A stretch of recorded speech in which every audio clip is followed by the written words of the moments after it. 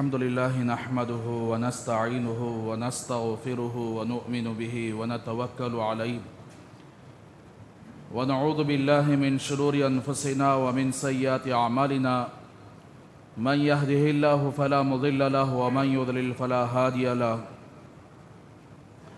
ونشهد أن لا إله إلا الله وحده لا شريك له ونشهد أن سيدنا محمدًا عبده ورسوله أما بعد فأعوذ بالله من الشيطان الرجيم بسم الله الرحمن الرحيم يا أيها الذين آمنوا أطيعوا الله وأطيعوا الرسول وأولي الأمر منكم فإن تنازعتم في شيء فردوه إلى الله والرسول إن كنتم تؤمنون بالله واليوم الآخر ذلك خير وأحسن تأويلا وقال تعالى وما آتاكم الرسول فخذوه وما نهاكم عنه فانتهوا واتقوا الله إن الله شديد العقاب صدق الله العظيم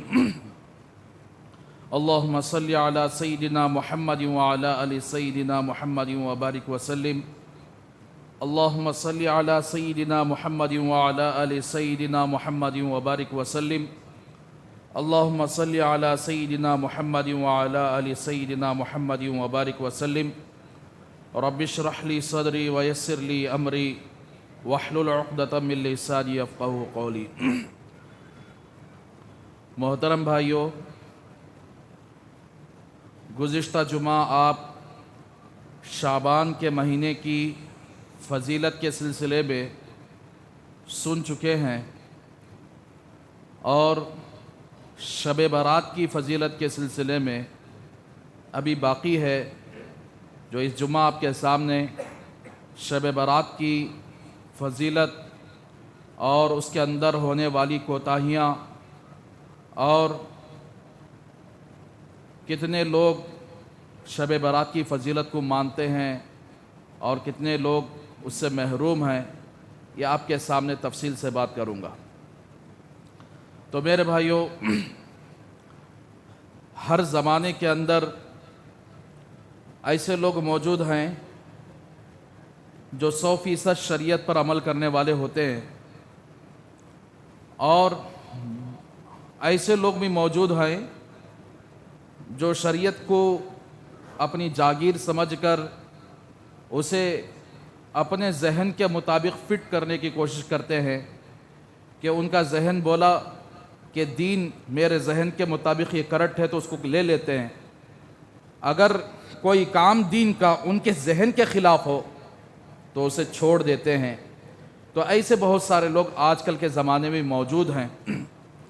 شب برات کی فضیلت کے سلسلے میں اہل سنت والجماعت دیوبند مسلک یہ ہے کہ شب برات کی فضیلت احادیث سے ثابت ہے، اور ایک جماعت اس کا انکار کرتی ہے کہ شب برات کی کوئی فضیلت نہیں ہے، اور شب برات کے اندر عبادت کرنے والوں کو طعنے دیتی ہے کہ یہ بدعتی ہیں، یہ مشرک ہیں، یہ فلاں ہیں، یہ فلاں ہیں۔ تو میرے بھائیوں، شب برات کے سلسلے میں حق بات یہ ہے جتنی احادیث ہیں وہ سب کے سب ضعیف حدیثیں ہیں، لیکن محدثین کا اصول یہ ہے کہ جب 10 ضعیف حدیثیں ایک جگہ جمع ہو جائیں تو وہ حسن کے درجے کو پہنچ جاتی ہیں، یعنی 10 کمزور آدمی مل کر ایک طاقتور آدمی کو مار سکتے ہیں مثال کے طور پر۔ تو 10 ضعیف حدیثیں مل جاتی ہیں اور ایک حدیث دوسرے حدیث کی تائید میں ہوتی ہے تو پھر وہ حسن کے درجے کو پہنچ جاتی ہے۔ اور اسی طریقے سے شب برات کے فضائل کے سلسلے میں 10 صحابہ ایسے ہیں جنہوں نے شب برات کی فضیلت کے بارے میں روایت فرمائی ہے۔ جن لوگوں نے اس کو ضعیف سمجھ کر چھوڑ دیا تو وہ تو محروم رہے، جن لوگوں نے اس پر عمل کر لیا تو وہ فائدے میں رہے۔ تو اسی لیے اعمال کے فضائل کے سلسلے میں کوئی کام کرنا ہے، اگر اس کے اندر ضعیف حدیث بھی ہمارے پاس آ جائے تو محدثین کا اصول یہ ہے کہ ضعیف حدیث کو بھی لے کر عمل کر سکتے ہیں۔ اب جس بخاری کے سلسلے میں یہ لوگ بہت ساری باتیں کہتے ہیں، امام بخاری نے ایک کتاب لکھی ہے، اس کتاب کے اندر مکمل طور پر ضعیف احادیث ہیں، لیکن اعمال کے فضائل کے سلسلے میں انہوں نے ایک کتاب لکھی ہے۔ تو میرے بھائیوں، شب برات کے سلسلے میں کچھ لوگ ہیں جو صحیح طریقے سے شب برات کی عبادت میں مصروف ہیں، کچھ لوگ ہیں جو اس کا انکار کر کے اسے محروم کر دیتے ہیں، یعنی اس رات سے محروم ہو جاتے ہیں، اور کچھ لوگ ایسے ہیں جو اس رات کو یعنی بدعت میں، شرک میں گزار دیتے ہیں، ان کو سوائے گناہ کے کچھ ہاتھ نہیں لگتا، گناہ کے علاوہ کوئی ہاتھ کو نہیں آتا۔ اسی لیے سب سے پہلے ہمیں جو یہ سکھایا گیا ہے کہ عقیدہ جس مسلمان کا صحیح ہوگا اس مسلمان کی عبادت قابل قبول ہوگی، عقیدہ جس مسلمان کا خراب ہوگا، عقیدہ صحابہ کے عقیدے کے خلاف ہوگا، رسول اللہ صلی اللہ علیہ وسلم کے عقیدے کے خلاف ہوگا، چاہے رات بھر اسے نفل نماز پڑھ لے، رات بھر نفل عبادت کر لے، عقیدے کی خرابی کی بنیاد پر اس کے اعمال بھی ضائع ہو جاتے ہیں۔ تو اسی لیے شب برات حدیث کے اندر یہ لفظ کہیں نہیں ملے گا، حدیث کے اندر یہ لفظ ملے گا لیلۃ نصف شعبان،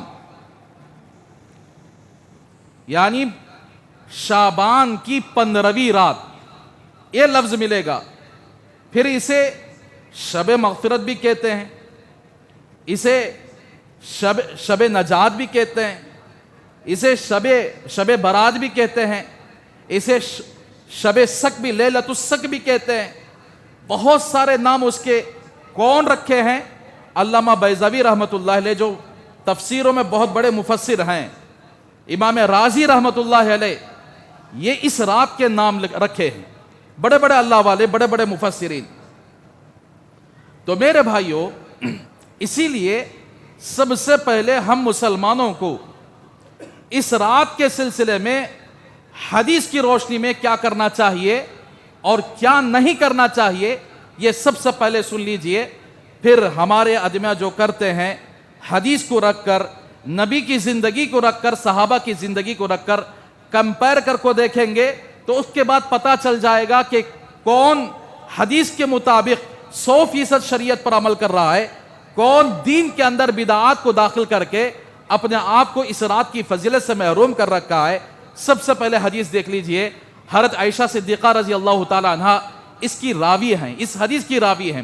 تو حضرت عائشہ صدیقہ رضی اللہ تعالی عنہ فرماتی ہیں کہ ایک دن میری باری تھی اللہ کے رسول صلی اللہ علیہ وسلم کی، یعنی آپ صلی اللہ علیہ وسلم میرے بستر پر آرام فرما رہے تھے، اچانک کیا دیکھتی ہوں کہ میری آنکھ کھلی تو کیا دیکھتی ہوں کہ بازو میں اللہ کے رسول صلی اللہ علیہ وسلم موجود نہیں ہے۔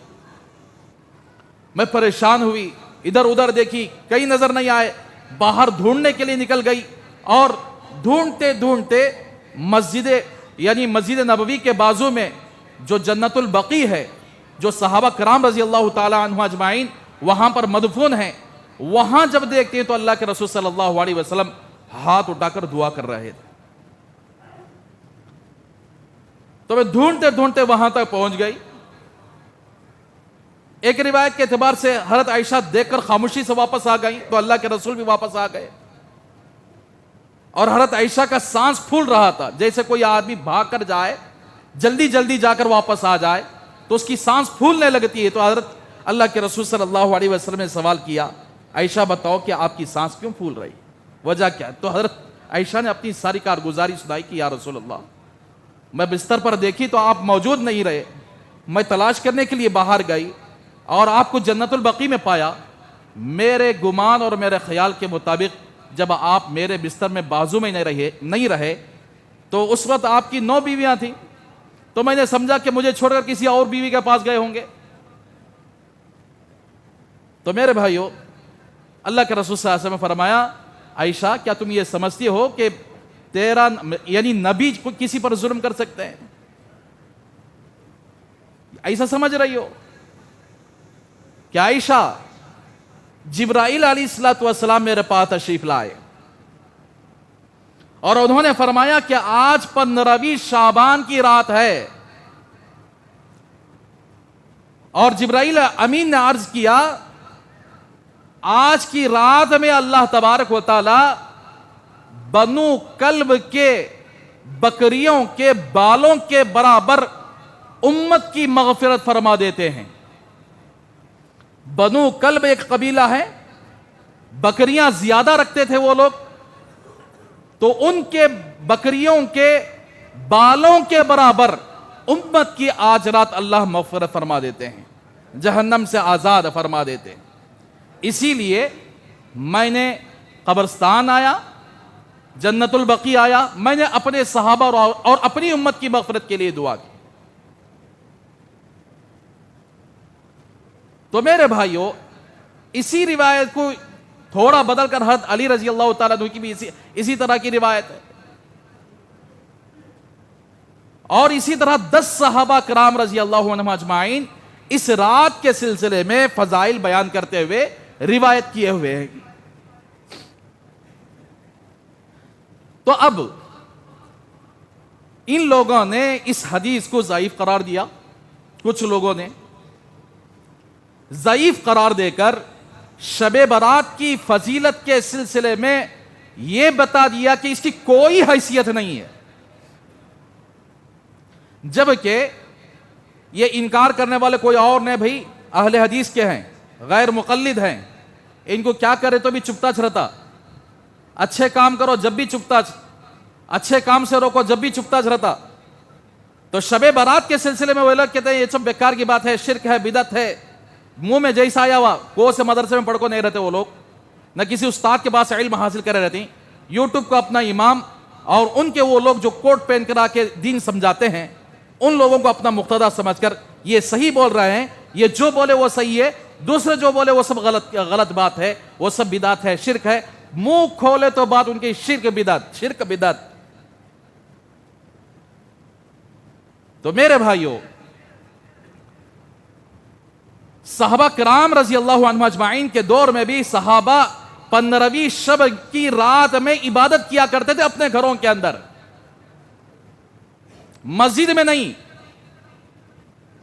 تابعین کا دور بھی گزرا ہے، تبع تابعین کا دور بھی گزرا ہے، 15 شعبان کی رات میں یہ لوگ عبادت کیا کرتے ہیں، یہاں تک کہ اہل حدیث کے مشہور عالم ناصر الدین البانی وہ خود اپنے کتاب میں لکھ رہے ہیں کہ شعبان کی 15ویں رات کی فضیلت احادیث سے ثابت ہے، خود روایت پیش کر کے یہ کہہ رہے ہیں کہ یہ رات کی فضیلت ثابت ہے۔ اب ان کو سر چڑھ جاتا ہے تو اپنے علماء کی بھی مانتے ہیں، ان کی بھی بات نہیں مانیں گے ہم لوگ۔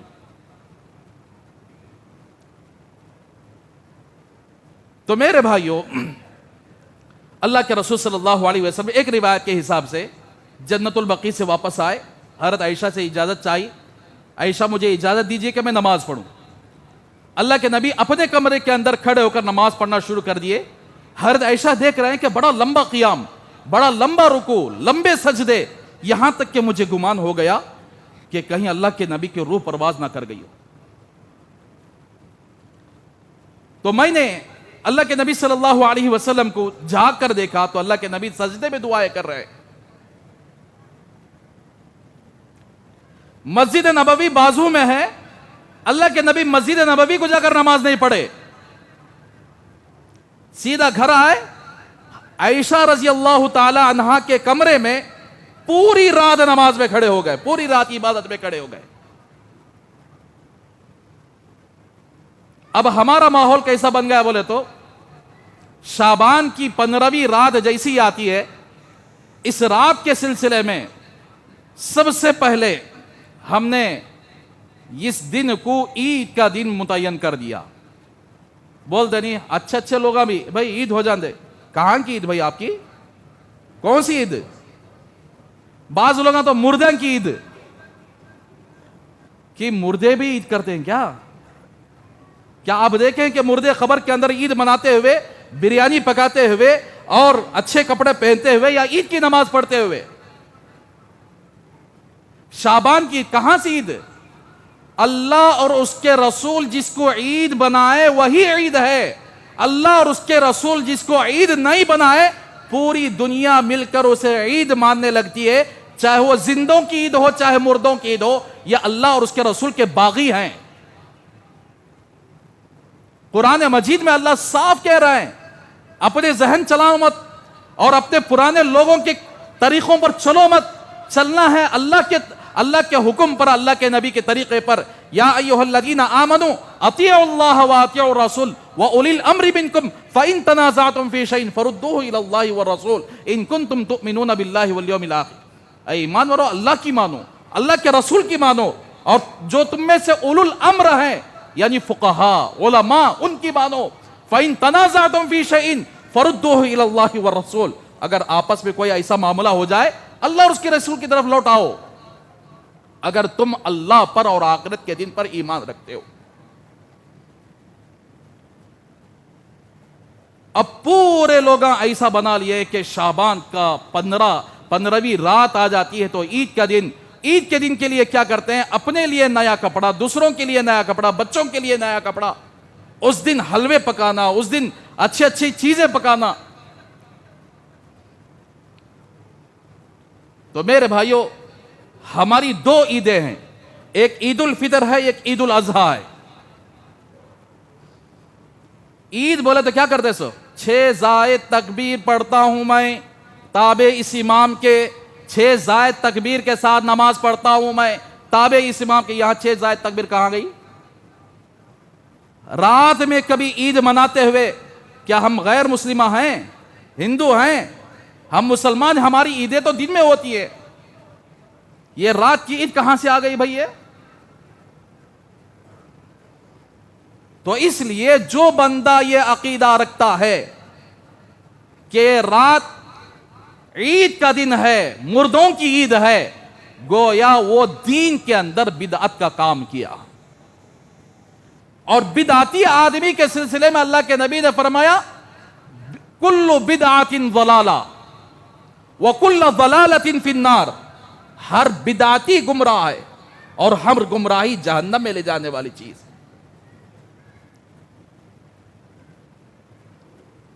تو سب سے پہلی بات ہمارے یہاں یہ عقیدہ رکھا جاتا ہے کہ یہ رات مردوں کی تھے۔ بہت سارے ایسے لوگ آ گئے پگڑیاں پہن کر، یہ رات میں ایک کلپ چل رہا ہے واٹس ایپ کے اندر، ایک بزرگ آدمی ہیں لیکن بدعت میں گھس چکے ہیں، پبلک کو کیا بول رہا ہے؟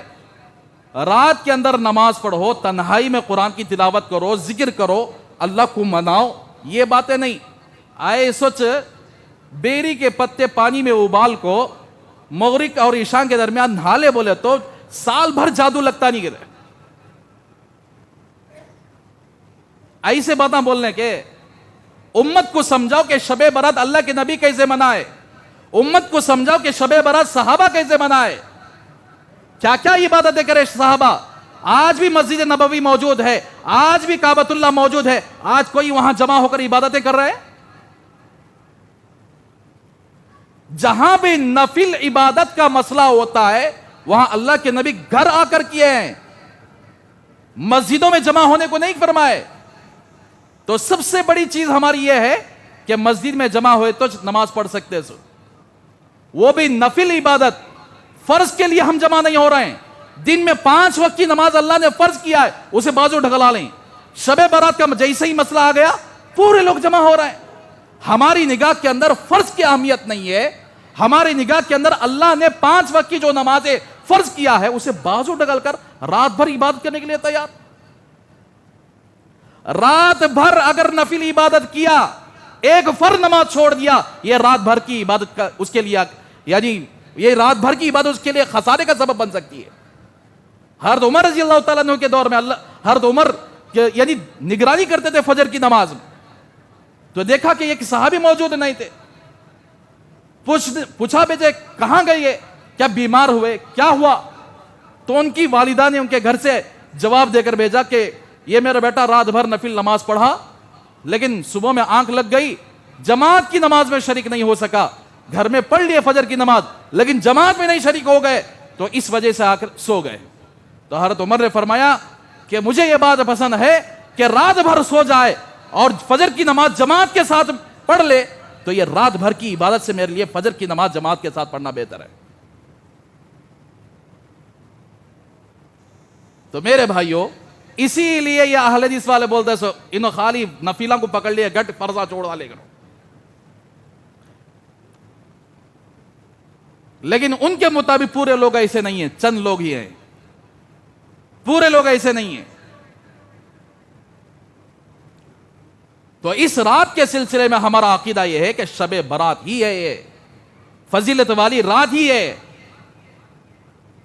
اور اللہ تبارک و تعالیٰ اس رات کے اندر بنو کلب کے بکریوں کے بالوں کے برابر اللہ مغفرت فرما دیتے ہیں.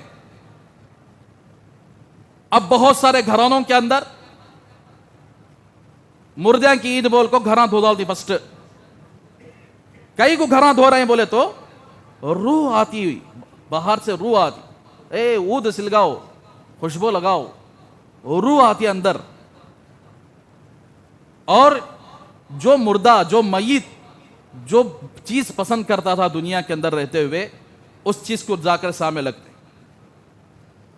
آؤ بھائی فاتحہ دلواؤ. اسی چیز کو کوئی بیڑی پینا پسند کرتا، بیڑیاں رکھ کر فاتحہ. کوئی گٹکا پان پرا کھانے کو پسند کرتا، اس کی رکھ کر فاتحہ. اب پریشان کسے کر دیتے ہیں؟ موذن صاحب، امام صاحب، ذرہ فاتحہ دلا لو. کس کی فاتحہ؟ بیڑوں کی. تو میرے بھائیوں، روح آتی ہے، پکڑ کر رکھ لو، دیکھیں گے پھر بھیجو نہ کو واپس. کسی نے دیکھا ہے کہ روح گھر کے اندر آتی ہوئی؟ یہ سب کے سب غیر قوم آ کر، غیر قوم ایک عید مناتے ہیں، انہوں بھی سیم ایسا نارل پھوڑ کو، انہوں بھی سیم. تو غیر قوما جیسا کرتے تھے کہ ویسا آج ہمارے لوگ ہمیں ان کے پیچھے چلنا شروع کر دیے. حدیث پاک کے اندر آتا ہے، آپ بارہا سن چکے ہیں، ایمان والی نیک آدمی کی روح نکالنے کے لیے جنت سے فرشتے آتے ہیں، جنت سے کفن لاتے ہیں، اس کی روح نکال کر اللہ کے سامنے پیش کرتے ہیں. وہ روح اللہ کے سامنے سجدہ کرتی ہے اور اللہ اعلان فرماتے ہیں اس کو قبر میں لوٹاؤ. سوال جواب کے بعد اس روح کو جنت کی جہاں روحیں ہوتی ہیں، جسے علیین کہتے ہیں، وہاں پر پہنچا ڈالو. کوئی گنہگار آدمی، فاسق آدمی، فاجر آدمی جب انتقال ہوتا ہے تو جہنم کے فرشتے آتے ہیں اس کی روح نکالنے کے لیے. یہاں تک کہ اس کی روح نکال کر جاتے ہیں، لیکن آسمان پر اسے جانے کی اجازت نہیں ہوتی. پھر اعلان کیا جاتا ہے قبر کے اندر لوٹاؤ اس کی روح کو. سوال و جواب کے بعد اس روح کو سجین کے اندر ڈالو. قرآن مجید میں اللہ فرماتے ہیں کلا ان کتاب الفجار لفی سجین وما ادراک ما سجین. سنو، سجین وہ جگہ ہے جہاں پر جہنم میں جانے والے لوگوں کی روح رکھی جاتی ہے. تو گنہگار آدمی مرا، شرابی آدمی مرا، کافر آدمی مرا، مشرک آدمی مرا، تو جہنم کے فرشتے آ کے اس کی روح لے کر چلے جاتے ہیں اور اس کی روح کو لے جا کے سجین میں رکھ دیتے ہیں. اب ہمارے آدمی روح آتی کہاں سے آتی؟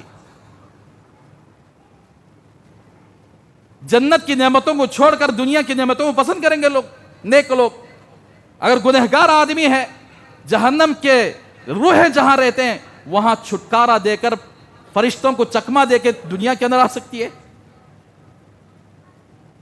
معمولی سی مدن پلی کی جیل میں کوئی چلا گیا بولے تو اسے نکالنے کے لیے بیل گیل کیا کہ تڑپنا کھانا پڑتا ہے. وہاں فرشتوں کے ہاتھ سے روح چھڑا کر آ جاتی ہے. تو میرے بھائیو، یہ سب کے سب فالتو باتیں ہیں. یہ سب کے سب لوگوں نے اپنے پیٹ چلانے کے لیے اس طرح کے عقیدے لوگوں کو سکھائے تاکہ ان کے یعنی فاتحہ بھی اچھے چلے، ان کے کھانے بھی اچھے چلے، ان کے گھر کے اندر بھی یہ یعنی ایسے عقائد گھڑ کے لوگوں کو گمراہ کر رہے ہیں اور اس رات کی فضیلت سے محروم ہو جا رہا ہے. اسی لیے آج کی رات کو عید کی رات مت کہا کرے، آج کی رات کو شب برات کہا کرے، آج کی رات کو لیلت مبارکہ کہا کریں. تو پھر دوسری بات یہ ہے، کھا لیے. اسی لیے ہر مسجد کے اندر نماز تاخیر سے انہوں سوپ کھا کو پی کو وہ فاتحہ گیتا ہو جا کو لیٹ سے پورے جم کو 90 کپڑے پہلے کو مسجد کو آئے بولے تو ایک دم اتر گتر لگا لے کو اچھا بند کو آتی. بچے بھی عید عید عید.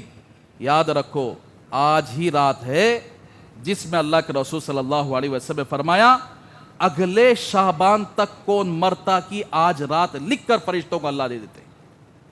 انہیں 90 کپڑے مارنے کو آیا تو کیا، 70 مارنے کو آیا تو کیا، تقدیر کو کوئی چیز بدلنے والی نہیں ہوتی. کہاں کی عید منانے ہم لوگ؟ ڈرنا چاہیے اللہ سے کہ اگلے سال تک ہماری کیا حالت ہوگی، اگلے سال تک کون کس کی فہرست میں تھا. گزشتہ شعبان میں یہاں بیٹھنے والے بہت سارے لوگ تھے، آج شعبان میں نہیں رہے. ہم 90 کپڑے کے سلسلے میں، اس طرح خوشیاں منانے کے سلسلے میں اپنی تقدیر کو بھول چکے.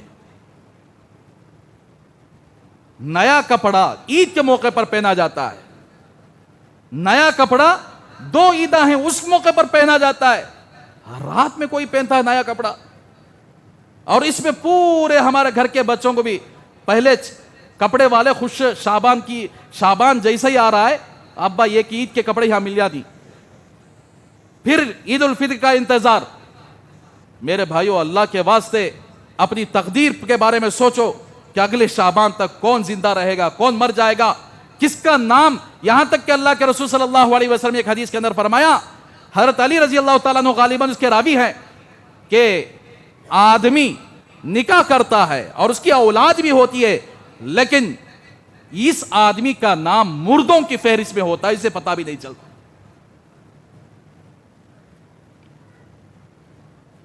تو اس لیے نیا کپڑا ہمارے نبی کبھی نہیں پہنے. شب برات میں، شعبان کی 15ویں رات میں نہ صحابہ پہنے، نہ تابعین پہنے، نہ تبع تابعین پہنے. کس خوشی کی بنیاد پر ہم لوگ نیا کپڑا پہن رہے ہیں؟ کیا ویسی خوشی آ گئی؟ ہمارے 1 سال کے سلسلے میں فیصلے ہو رہا ہے، ہم نیا کپڑا پہن کر آ رہے ہیں. تیسری چیز جو اس رات کے اندر ہوتی ہے، قبرستان تو بھرا ہوا نظر آتا ہے. کئی بولے تو مردیاں کی عید، انہوں جا کو اود بتیا سلگا کو، وہاں آ کر بہت مجمع رہتا ہے. کیا بھائی بولے تو ہمارے نبی گئے. کیسے گئے ہمارے نبی؟ حضرت عائشہ کو خود پتا نہیں ہمارا نبی ویسے گئے. حضرت عائشہ کو خود پتا نہیں، اچانک خاموشی کے ساتھ نہ کسی صحابی کو دعوت دیے، نہ کسی صحابہ کو بولے کہ تم رات کو آگر قبرستان کو آ جاؤ. چپکے سے چلے گئے، چپکے سے دعا کیے، چپکے سے آ گئے. اسی لیے فقہا فرماتے ہیں کوئی آدمی زندگی میں 1 مرتبہ اس طرح چپکے سے قبرستان جا کے پوری امت کے لیے مغفرت کی دعا کر کے آ جائے، سنت ادا ہو جاتی ہے. آپ نے ہر سال اس طرح کا معاملہ نہیں فرمایا، لیکن سال ہوتے ہی جا کر دیکھو قبرستانوں کے اندر ایک ہجوم اور ایک کھیل ہوتا ہے وہاں پر. تو میرے بھائی یہ غلط ہے، بدعت ہے، اس طرح کرنا جائز نہیں ہے. لیکن امت کو سمجھاتے علماء سال لگا لے رہے، لیکن اپنی بدلاؤں میں امت کیوں نہیں سوچ رہی ہے؟ ارے جس کام کو اللہ کے رسول صلی اللہ علیہ وسلم کرنے کا حکم کرے ہیں، یا جس کام کو جس طریقے سے کرے ہیں اس طریقے سے کریں تو ثواب ملے گا. اس کو چھوڑ کر اپنی منمانی چلائیں گے، چاہے رات بھر اس طرح کے کام کر لیں، نبی کے طریقے کو چھوڑ دیں گے تو ساری رات ضائع ہو جائے گی. تو اس لیے اللہ کے رسول صلی اللہ علیہ وسلم نے بھی قبرستان زندگی میں 1 مرتبہ گئے ہیں، وہ بھی چپکے سے گئے ہیں. صحابہ کو کبھی دعوت نہیں دیے کہ آ جاؤ قبرستان کے اندر.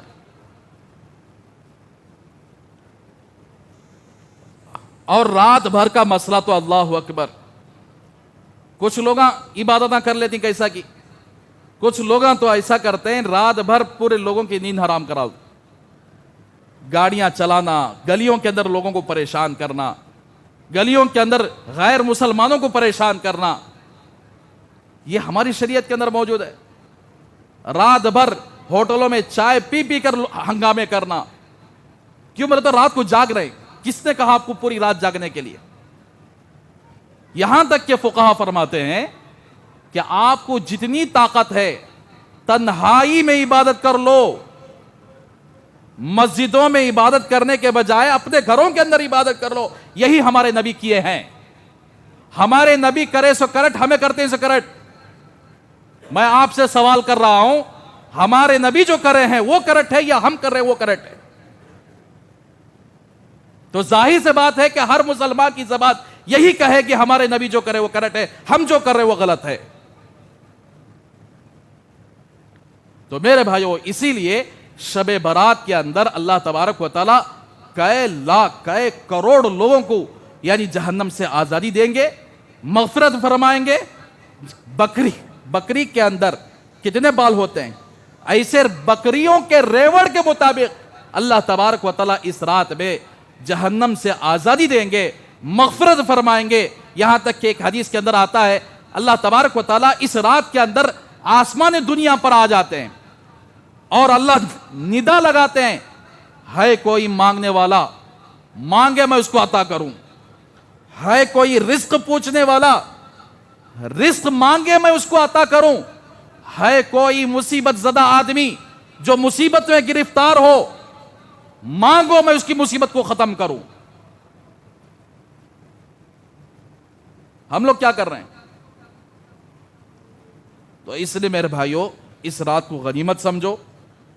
گھروں کے اندر ایک حدیث کے اندر آیا ہے، وہ گھر یعنی آپ صلی اللہ علیہ وسلم نے ارشاد فرمایا، حدیث کا مفہوم ہے کہ اپنے گھروں کو قبرستان نہ بنایا کرو، اپنے گھروں کو قبرستان نہ بنایا کرو. قبرستان کسے کہتے ہیں؟ جا کر وہاں لوگ نماز پڑھ رہے ہیں قبرستان میں. قبرستان ایسی جگہ ہے جہاں پر نماز ادا نہیں کی جاتی. اگر ہمارے گھر بھی نماز ادا کرنے سے خالی رہے، کوئی مرد کوئی عورت گھر کے اندر نماز نہیں پڑھتا ہے یا نہیں پڑھتی ہے، وہ گھر قبرستان کے مانند ہے.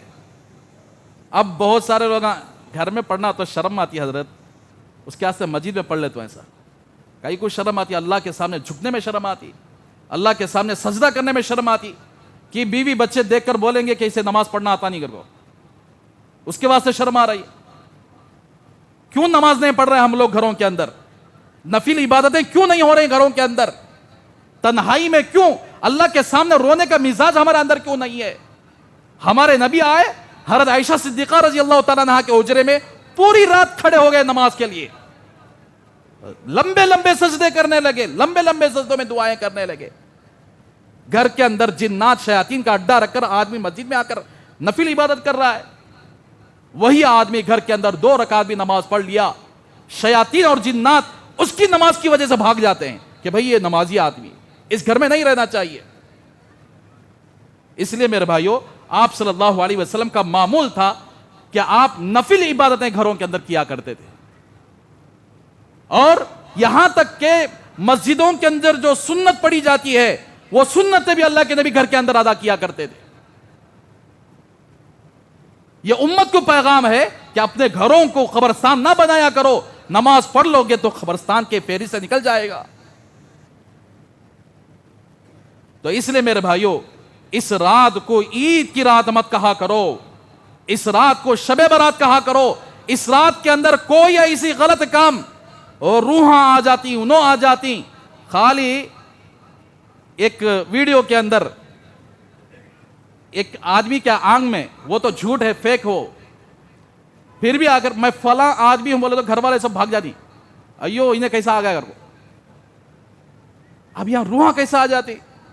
یہ عقیدہ مت رکھو میرے بھائیوں، روح کبھی نہیں آتی. نکل جانے کے بعد کیا غیر مسلم لوگ ہیں ہم لوگ؟ غیر مسلمانوں کا عقیدہ یہ ہے کہ انسان اگر ایکسیڈنٹ میں مر جائے یا آگ سے جل کر مر جائے یا کوئی ایسی حادثاتی موت آ جائے، ان کا عقیدہ یہ ہے کہ روح نہیں جاتی، بھٹکتی رہتی.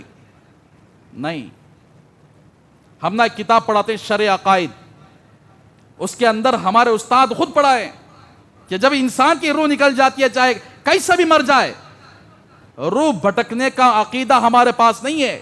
ہماری روح تو فرشتوں کے حوالے ہو جاتی ہے. یہ تو غیر مسلمانوں کا عقیدہ ہے.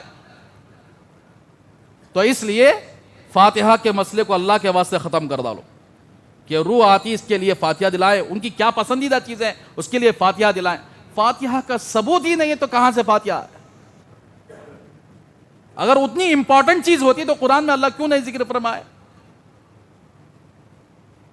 تو اس لیے معلوم ہوا کہ یہ ساری چیزوں کو کون لوگوں نے کریٹ کیا ہے، کون لوگ اسے بنا کر پیش کیے ہیں؟ اپنے پیٹ کے دھندے کے لیے سارے لوگوں کو گمراہ کرنے والے لوگ. ایک فاتحہ پر نیاز مل جاتی ہے 112 روپے 113 روپے. اگر یہ بند کر ڈالے بولے تو کہاں سے بڑھتا پیٹ. لیکن ایک بات یاد رکھے, ان لوگوں نے امت کے ایمان کے ساتھ کھلواڑ کیا, امت کو گمراہ کرنے کی کوشش کی, لیکن ان کا جو سوال و جواب ہوگا قبر کے اندر اللہ کے سامنے, پوری امت, جن امت کو انہوں نے گمراہ کیا ہے, کل قیامت کے دن سوال ہوگا. اللہ تبارک و تعالیٰ ان کو بھی اور ان کے پیچھے چلنے والوں کو, دونوں کو بھی وہیں پر بھیج دیں گے جہاں جانا ہے. تو اسی لیے میرے بھائیو, شب برات ہے, اللہ کے واسطے اس کے اندر خوب عبادت کریں. گھروں کے اندر بہت سارے لوگ گھروں کے معاملے میں پریشان ہیں, گھر کے اندر پریشانیاں موجود ہیں, رزق کے معاملے میں پریشان ہیں, مصیبتوں پر مصیبتیں آئی ہوئی ہیں. آدمی مجمع کے اندر انہیں رویا بولے تو انہیں بھی رو ڈالتا. ایسا یہ نہیں ہونا صلی اللہ کو. تنہائی میں بیٹھ کر جو آنسو نکالتا نا, وہ اللہ کو پسند ہے. مجمع میں 2 آدمی رو ڈالے بولے تو اس کی وجہ سے پورا مجمع رو سکتا ہے. تنہائی میں اللہ کے سامنے رو جو, تنہائی میں اللہ سے مانگنے والے بن جاؤ, پھر ہمارا ایک بوند جہنم کی آگ کو بجھانے کے لیے کافی ہے. ہماری آنکھوں سے نکلنے والا ایک بوند جہنم کی آگ اسے بجھ سکتی ہے. دنیا کا سمندر بھی جہنم کی آگ پر ڈالے بجھ نہیں سکتی, لیکن انسان کے آنسو کا, جو تنہائی میں رونے والا آدمی ہو, ایک خطرہ بھی جہنم کی آگ کو بجھا سکتا ہے. لیکن اس رات کے اندر کچھ لوگ ایسے ہیں ان کی مغفرت نہیں ہوتی, کچھ ایسے کام ہیں ان کی مغفرت نہیں ہوتی. وہ انشاءاللہ آج رات میں عشاء کے بعد آپ لوگ آئے, سنیں کہ کن لوگوں کی اس رات کے اندر مغفرت نہیں ہوتی اور کن لوگوں کی مغفرت ہو جاتی ہے. یہ تفصیل کے ساتھ بات آئے گی. تو لہٰذا میرے بھائیوں, سب سے پہلے اس پیغام کو پوری امت تک پہنچاؤ کہ ہے شب برات ہے, کوئی عید کا دن نہیں ہے, نہ مردوں کی عید ہے نہ زندوں کی عید ہے.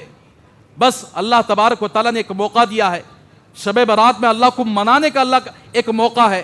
اس وقت کے حالات کیا چل رہے ہیں میرے بھائیوں, دل کڑ جاتا ہے یہ سارے حالات دیکھ کر.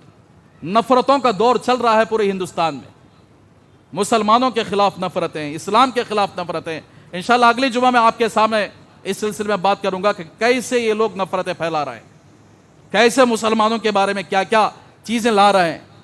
تو اس لیے میرے بھائیوں, حالات امت پر آئے ہوئے ہیں, مسلمانوں پر آئے ہوئے. آج رات ہے, اللہ کو منا لو, اللہ کو رو رو کر تنہائی میں, اپنا ذاتی مسئلہ ہو, پوری امت کا مسئلہ ہو, رو رو کر منا لیں. انشاءاللہ ہو سکتا ہے کہ اللہ تبارک و تعالیٰ آگے امت پر رحم فرمائیں گے. رمضان کا بھی مہینہ آ رہا ہے, تو اس لیے اس سے پہلے امت اپنے گناہوں سے پاک صاف ہو کر رمضان کے روزوں اور رمضان کی عبادت میں منہمک ہو جائے اور اپنے اللہ کو راضی کرنے والے بن جائیں گے. تو انشاءاللہ اللہ کی ذات سے امید ہے کہ اللہ تبارک و تعالیٰ امت پر رحم فرمائیں گے, امت پر ظالموں کو مسلط ہونے سے اللہ حفاظت فرمائیں گے. اللہ سے دعا کریں کہ اللہ ہم سب کو ان باتوں پر عمل کرنے کی توفیق عطا فرمائے.